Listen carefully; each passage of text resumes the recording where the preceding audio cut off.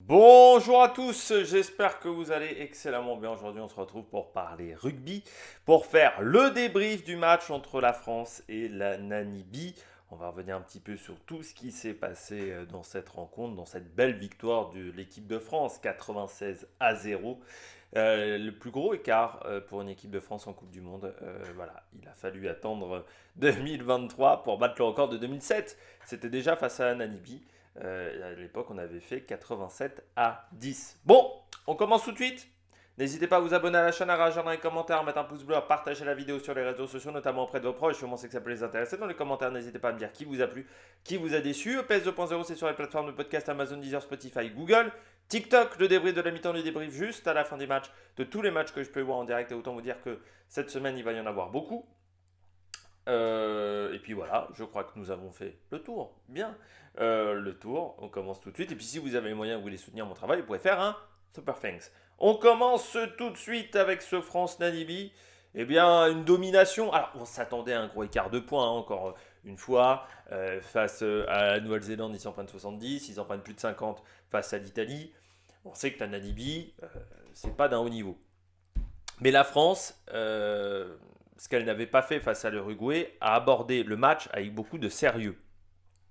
Elle a abordé le match vraiment en réfléchissant très bien à la tactique de match, notamment sur les touches, même si on en a raté quelques-unes. Voilà, on a analysé quand même pas mal de choses à la vidéo. Je pense que face à l'Uruguay, on n'avait pas. Et je ne sais pas si on n'avait pas vraiment travaillé le match, mais on ne s'était pas énormément concentré sur cette rencontre. Je pense que la préparation avait été ratée. La préparation n'a pas été ratée avec ce France-Namibie. Là aussi, on a changé, on a remis les meilleurs joueurs du côté de cette équipe de France, donc ce qui change un petit peu la donne également. Donc voilà, le seul bémol, c'est les blessures. Antonio, on ne sait pas trop au niveau du genou, mais il est sorti à la mi-temps. Et puis Antoine Dupont, on pense à une fracture de la maxillaire. Ça serait donc pas avant les demi. Là encore, pas sûr non plus, parce qu'il semblerait qu'il y ait certains joueurs qui aient joué rapidement après une fracture de la maxillaire. À partir du moment où on pose des plaques, après, ça peut peut-être modifier quand même le visage. Donc, je ne sais pas si on va prendre ce risque-là du côté d'Antoine Dupont. Et puis, est-ce qu'on joue correctement avec une plaque? Je ne suis pas sûr. Mais voilà, on suspecterait une fracture de la maxillaire, donc au niveau de la mâchoire, donc pas un retour avant les demi. Ça serait.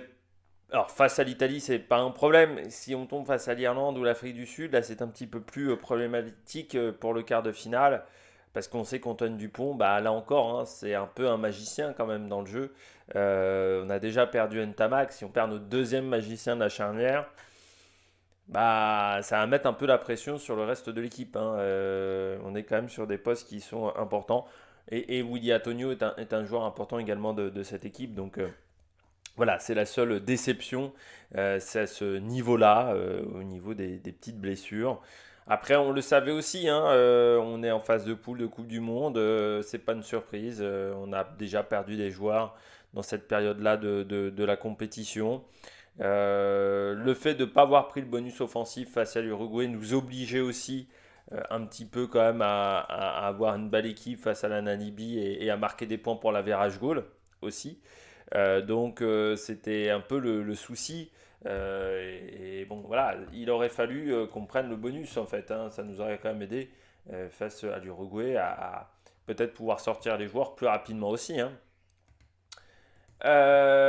Bon, on passe à ce que j'ai aimé, pas aimé du côté de la France et de la Namibie. Du côté de la France, ce que j'ai aimé, bah, encore une fois, comme je l'ai dit, c'est le sérieux de cette équipe de France dans la manière d'appréhender le match. C'est-à-dire tout de suite, on a voulu mettre la pression.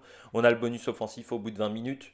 Il y a rarement une équipe de France qui a eu un bonus offensif aussi vite, mais parce qu'on voulait tout de suite mettre la pression et ne pas se retrouver en difficulté. Et c'est vrai que face à l'Uruguay, le fait de ne pas avoir dominé le début de match, ça nous a un peu handicapé pour la suite, forcément, parce qu'on s'est mis sous pression et après il fallait courir pour aller marquer ce quatrième essai et on s'est un peu précipité et on n'a pas réussi à le marquer. Donc là, je pense qu'on voulait vraiment être tranquille. L'équipe de France voulait aussi proposer du bon jeu.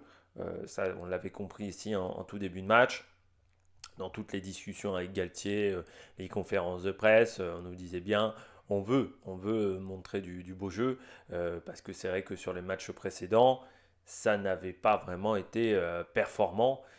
Donc là, ça a été beaucoup mieux avec une belle efficacité, du beau jeu au pied. Alors là, le jeu au pied, on a vu toute la variété que peut proposer Antoine Dupont, mais également Jalibert. Mais c'est vrai que je pense notamment à l'essai au premier essai enfin non, pas au premier essai de Bialy Barré, quand Bielbarré récupère le ballon aux 5 mètres et qui fait cette offrande là, c'est magnifique. Le deuxième essai de Bielbarré également, c'est un magnifique jeu au pied dans les 5 mètres.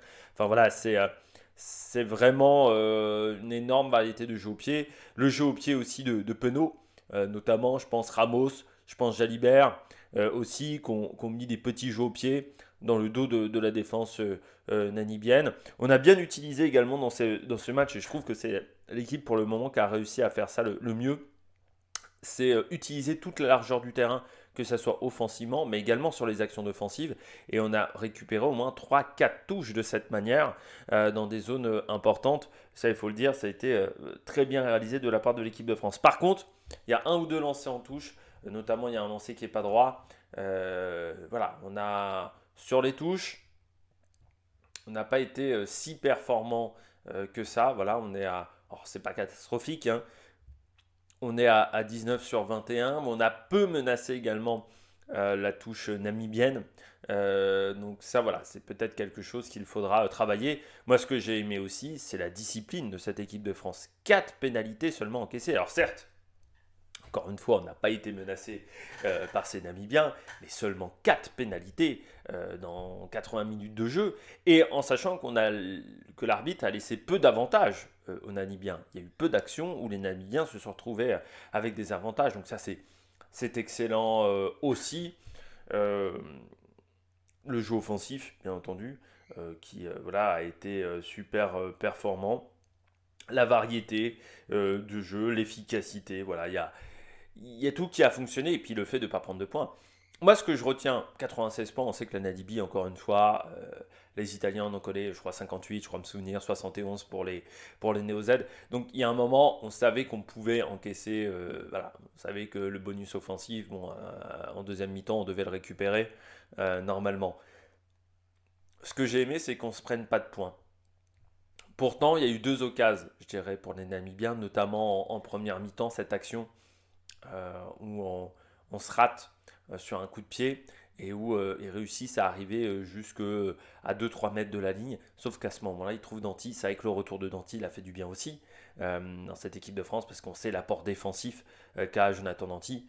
Et ça, c'est toujours formidable. Donc voilà, j'ai bien aimé ce match de la part de l'équipe de France. Encore une fois, il ne faut pas s'emballer non plus. C'était que la Namibie en face, mais je trouve que voilà, on a amené beaucoup de sérieux dans cette rencontre. On passe aux Namibiens. Je veux bien qu'on soit une petite équipe du côté de la Namibie. Mais il y a un moment, il faut quand même pas déconner. Je veux bien qu'il y ait un niveau d'écart, deux niveaux d'écart. Bon. Quand tu t'en prends 96 dans la gueule, et t'en marques aucun, c'est pas seulement un niveau d'écart, c'est qu'à un moment, il y a aussi des problèmes. Statistiques quand même effarantes de cette rencontre. 64 plaquages seulement, déjà, du côté des Namibiens. Ils n'ont fait que 64 plaquages, ce qui est rien. Ils arrivent à en rater 32 quand même. Et il n'y a que 50% de réussite au plaquage. Ça, c'est pas normal.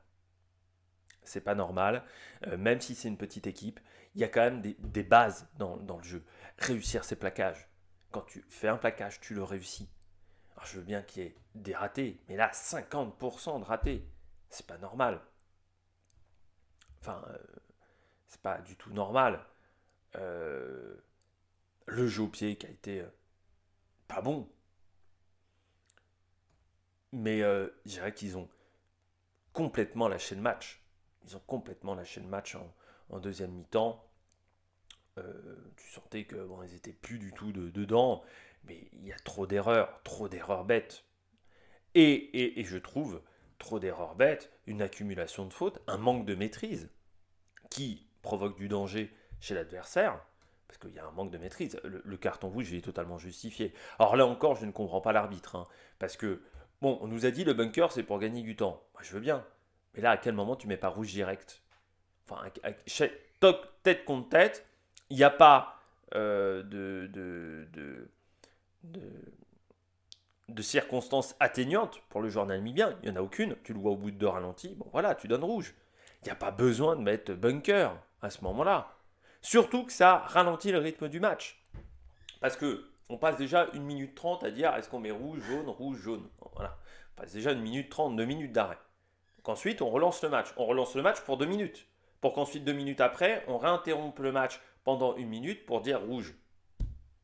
Or, normalement, le bunker, c'est pour éviter de ralentir le match. Ben là, avec cette situation de bunker, on l'a plus ralenti que si on avait mis rouge direct. Donc, à un moment, prenez vos responsabilités. Vous êtes arbitre. Si vous avez peur de prendre des décisions, il ne faut pas faire arbitre. Il faut faire un autre métier. Un arbitre, ça doit faire des choix cruciaux pour le reste de la partie. C'est ton job. Et à un moment. Là, il y avait rouge direct. Il n'y a pas besoin de discutailler pendant 3 plombes. Bon. Le bunker, c'est une bonne idée dans des situations où, encore une fois, le rouge peut être discuté. Je pense dans le cas d'Antonio, par exemple, face à l'Uruguay, où oui, il fallait réfléchir un petit peu, prendre ce temps de réflexion qui aurait pris peut-être 4-5 minutes. Mais dans cette action-là précisément, et je ne sais plus dans quel match aussi je m'étais plaint de ça, de ce bunker, là il n'y avait pas besoin. On voyait rouge direct. Il n'y avait pas besoin de discutailler pendant 1 minute 30, de repartir à Roland Garros, parce que ça c'est géré depuis Roland Garros. Je comprends pas. Mais il y a un manque de maîtrise complet. Et c'est là où je me dis du côté du rugby, c'est la combienième Coupe du Monde affilée de la Namibie. Je crois qu'ils sont là depuis 99. Je crois qu'ils sont là. Depuis 99, il n'y a pas une évolution pour la Namibie. Ils sont toujours largués. Il va peut-être falloir réfléchir à comment aider le rugby africain. Parce que aujourd'hui, à part l'Afrique du Sud, c'est le néant. C'est le continent où avec l'Asie, hein, c'est les 2 continents où c'est le néant complet au niveau rugbystique. Si tu compares la Namibie à ce que fait le Chili ou ce que fait l'Uruguay, c'est le néant. Ils sont même capables de se prendre un bonus offensif, hein, les Uruguayens, sur le match face à la Namibie. Donc, il y a un moment, on veut internationaliser le rugby. Moi, déjà, je pense qu'il faut augmenter le nombre d'équipes qui participent à la Coupe du Monde.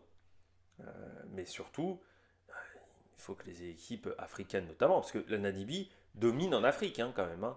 Elle a remporté 9 ou 10 Coupes d'Afrique de rugby sur 15 ou 16 éditions. Donc c'est une domination complète. Et pourtant, en Coupe du Monde, ils n'ont jamais gagné un match. Ils se prennent des branlées à chaque fois. Là, en average goal, ils sont à moins 208 en 3 matchs. Hein. Donc ça veut dire que par match, en moyenne, c'est 70 points qui se prennent dans la gueule.